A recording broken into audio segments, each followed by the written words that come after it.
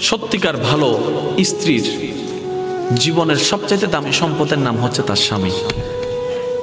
মাকে, বাবাকে, পরিবারকে সবকিছু ছেড়ে ওই স্বামী নামক শব্দটাকে খুশি করার জন্য সবকিছু ছেড়ে অচেনা এক পরিবারের মধ্যে চলে আসে। সুবহানাল্লাহ।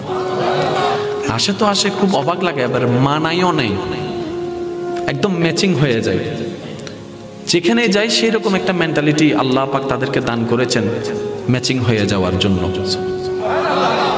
একজন সত্যিকার ভালো বউ তার জীবনের সবচেয়ে বড় নিয়ামত মনে করে দুনিয়ার তার স্বামীকে।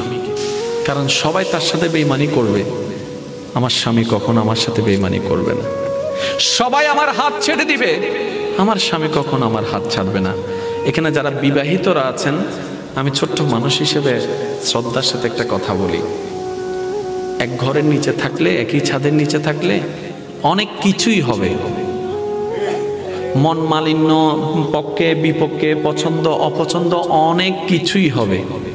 এগুলাকে ফোকাস দিয়েন না, ডিভোর্সে যায়েন না। কারণ ডিভোর্স